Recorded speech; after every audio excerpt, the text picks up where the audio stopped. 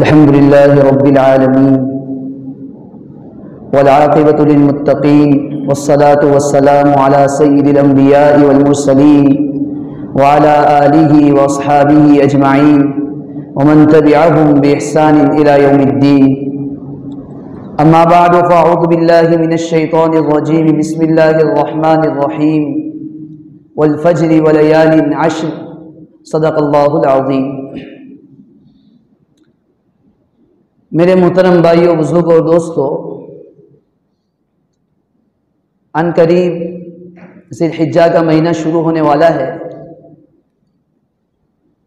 مناسب معلوم ہوتا ہے کہ اس سلسلے میں کچھ باتیں آپ حضرات کی خدمت میں پیش کر دی جائے. اللہ جل جلالہ وعم نوالہ نے عبادتوں کے درمیان عجیب و غریب ترتیب رکھی ہے. عبادتوں کا سلسلہ، فضیلتوں کا سلسلہ رمضان المبارک سے شروع ہوتا ہے.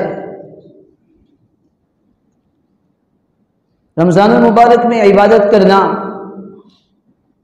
ہر ایک جانتا ہے بہت فضیلت کی چیز ہے. ایک طرف رمضان المبارک کا مہینہ ختم ہوتا ہے، جیسے ہی شوال کا چاند نظر آیا حج کی ترتیب شروع ہو جاتی ہے. یہی وجہ ہے کہ اگر کوئی شخص حج کا احرام شوال کے مہینے سے پہننا چاہے، باندھنا چاہے، باندھ سکتا ہے. پہلے زمانے میں جب لوگ حج کے لیے جایا کرتے تھے تو وہاں تک پہنچنے میں کئی دن، کئی مہینے لگ جایا کرتے تھے. تو بہت سارے حضرات اپنے گھر سے ہی احرام پہن کر جایا کرتے تھے. معلوم ہوا شوال کے مہینے سے بھی اگر کوئی حج کا احرام پہن لے تو جائز ہے. یہ حج کے دن ہے. اصل حج کے ایام تو ذی الحجہ کے دنوں میں ہیں. شروع کے 10 دن کے اندر بھی عام طور پر ذی الحجہ کے مہینوں میں عبادت کا اہتمام کیا جاتا ہے. اور قرآن و حدیث کے مطالعے سے معلوم ہوتا ہے کہ ذی الحجہ کے مہینے کے شروع دنوں کی بہت زیادہ فضیلتیں ہیں. اس میں عبادت کرنا، عبادت کا اہتمام کرنا بہت زیادہ اس کا ثواب ہے. آپ اندازہ لگائیے، قرآن کریم کی جو آیت کریمہ میں نے آپ حضرات کی خدمت میں پیش کی، اللہ جل جلالہ وعم نوالہ ارشاد فرماتے والفجر، قسم صبح کی، ولیال عشر، قسم 10 راتوں کی. مفسرین کی ایک جماعت فرماتی ہے کہ یہاں 10 راتوں سے مراد ذی الحجہ کی 10 راتیں ہیں. اسی طرح حدیث پاک میں آتا ہے، جناب نبی کریم صلی اللہ تعالی علیہ وسلم نے ارشاد فرمایا کہ اللہ تعالیٰ کے نزدیک ذی الحجہ کے شروع کے 10 دنوں میں عبادت کرنا اللہ کو جتنا محبوب اور پسندیدہ ہے اور دنوں میں اتنا محبوب اور پسندیدہ نہیں ہے. اسی طرح حدیث میں آتا ہے، جس نے ذی الحجہ کے مہینے میں ایک روزہ رکھا اللہ تعالیٰ کی جانب سے اسے 1 سال کے روزے کے برابر ثواب عطا کیا جاتا ہے. اسی طرح اللہ کے نبی صلی اللہ تعالی علیہ وسلم نے ارشاد فرمایا، ذی الحجہ کی رات میں کسی نے عبادت کا اہتمام کیا اللہ جل جلالہ وعم نوالہ کی جانب سے اسے شب قدر میں عبادت کرنے کے برابر ثواب دیا جاتا ہے. معلوم ہوا جس طرح رمضان المبارک میں ہم عبادت کا اہتمام کرتے ہیں، کچھ نہ ہو سکے تو کم سے کم ذی الحجہ کے شروع کے 10 دنوں میں اپنے آپ کو گناہوں سے بچائے، اپنے اوقات کو ضائع کرنے سے بچائے اور خاص طور پر 5 وقتہ نماز کا اہتمام کرے. ذی الحجہ کے دنوں کے کچھ احکام بھی ہے. جیسے ہی ذی الحجہ کا چاند نظر آئے تو شریعت کی تعلیم یہ ہے کہ وہ حضرات جن پر قربانی واجب ہے ان کے لیے حکم یہ ہے کہ ذی الحجہ کا چاند نظر آتے ہی اپنے ناخن کو نہ تراشے، ناخن کو نہ کاٹے، اپنے بالوں کو نہ کاٹے. دیکھو یہ حکم مستحب ہے، واجب و ضروری نہیں ہے.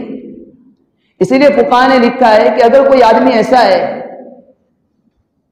کہ اس نے اپنے بالوں کو صاف نہیں کیا ہے، زیر ناف بالوں کو صاف نہیں کیا ہے، اپنے بغل کے بالوں کو صاف نہیں کیا ہے، اگرچہ اس پر قربانی واجب ہے، 40 دن سے زیادہ ہو چکے، لیکن اس نے اپنے بالوں کو صاف نہیں کیا، حکم یہ ہے کہ اپنے بالوں کو کاٹ لے۔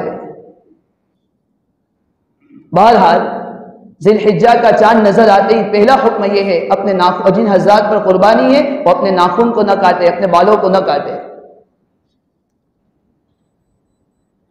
حضرت مفتی شفیع صاحب رحمۃ اللہ علیہ فرمایا کرتے تھے، یہ بھی اللہ تعالیٰ کی جانب سے ایک عجیب و غریب حکم ہے۔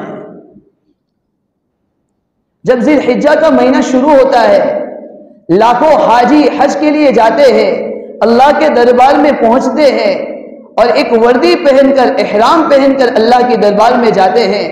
جب احرام حاجی پہنتا ہے تو اس پر بہت ساری پابندیاں لگ جایا کرتی ہیں، وہ ناخن کو نہیں کاٹ سکتا، اپنے بالوں کو نہیں بالوں کو نہیں کاٹ سکتا۔ اللہ تعالیٰ چاہتے ہیں کہ وہ لوگ جو حج کے لیے نہیں پہنچ سکے، جو اللہ کے گھر تک نہیں پہنچ سکے، ان کے دل میں تمنا تو تھی، ان کے دل میں آرزو تو تھی، لیکن نہیں پہنچ پائے۔ اللہ تعالیٰ اپنے بندوں کو کسی نہ کسی بہانے سے نوازنا چاہتا ہے۔ اللہ تعالیٰ چاہتے ہیں کہ میرے وہ بندے جن کو میں نے توفیق دے دی، وہ میرے گھر تک تو آئے، لیکن میرے پاس نہیں آ سکے، میرے گھر تک نہیں پہنچ سکے، ان کے لیے میں نے یہ حکم دیا کہ اپنے آپ کو حاجیوں کی صحبت اور مشابہت اختیار کرے، حاجیوں جیسا اپنے آپ کو ناخن کو کاٹنے سے بچا لے، اپنے بالوں کو کاٹنے سے بچا لے۔ اللہ تعالیٰ اس مشابہت کی وجہ سے حاجیوں جیسا ثواب اسے بھی عطا فرما دیں گے۔ ڈاکٹر عبدالحی صاحب عارفی رحمۃ اللہ علیہ فرمایا کرتے تھے، یہ مشابہت کے ذریعے سے کسی نہ کسی بہانے سے اللہ نوازنا چاہتا ہے۔ اور خواجہ عزیز الحسن مجذوب رحمۃ اللہ علیہ کا شعر سنایا کرتے تھے، تیرے محبوب کی یا رب شباہت لے کر آیا ہوں، تیرے محبوب کی یا رب شباہت لے کر آیا ہوں، حقیقت اس کو تو کر دے، میں تو صرف صورت لے کر آیا ہوں۔ تو ایک حکم یہ ہے۔ اسی طرح ذی الحجہ کے دنوں میں ایک مبارک دن عرفہ کا دن بھی آئے گا، جسے نویں ذی الحجہ کو کہا جاتا ہے۔ نویں ذی الحجہ کو روزہ رکھنے کی بھی بڑی فضیلت ہے۔ حدیث پاک میں آیا، اللہ کے نبی صلی اللہ تعالی وسلم نے ارشاد فرمایا، جس نے نویں ذی الحجہ کو یعنی عرفہ کے دن روزہ رکھا، اللہ تعالیٰ اس کے 1 سال پہلے کے گناہوں کو معاف فرما دیں گے۔ یہ بھی بڑی فضیلت کی چیز ہے، لیکن یاد رکھیے حضرت مولانا تقی عثمانی صاحب دعوت برکاتہ فرماتے ہیں، جہاں حدیث میں اس طرح کی فضیلتیں بیان کی گئی ہے کہ گناہوں کو معاف کر دیا جاتا ہے، وہاں مراد گناہ صغیرہ ہے، گناہ کبیرہ نہیں ہے۔ اور ایک اور حکم ہے ذی الحجہ کے مہینے میں کہ جیسے ہی نویں ذی الحجہ کی فجر کی نماز ہو جائے، نویں ذی الحجہ کی فجر کی نماز سے لے کر 13ویں ذی الحجہ کی عصر کی نماز تک، ہر نماز، فرض نماز کے بعد تکبیر تشریق یعنی اللہ اکبر لا الہ الا اللہ اللہ اکبر وللہ الحمد، اس کا اہتمام کرے۔ مردوں کو بھی چاہیے، عورتوں کو بھی چاہیے، مردوں کو چاہیے بلند آواز سے پڑھے، عورتوں کو چاہیے قدر آہستہ آواز سے، قدر بلند آواز سے، درمیانی آواز سے اس کو پڑھے۔ اللہ تعالیٰ شانہ سے دعا ہے، اللہ تعالیٰ نے جو باتیں کہلوائے ہم سب کو اس پر عمل کرنے کی توفیق عطا فرمائے۔ مبارک راتوں میں، مبارک دنوں میں خوب عبادت کا اہتمام کرنے کی توفیق عطا فرمائے، اپنے اوقات کو ضائع کرنے سے ہم سب کی حفاظت فرمائے۔ آمین۔ وآخر دعوانا الحمدللہ رب العالمین۔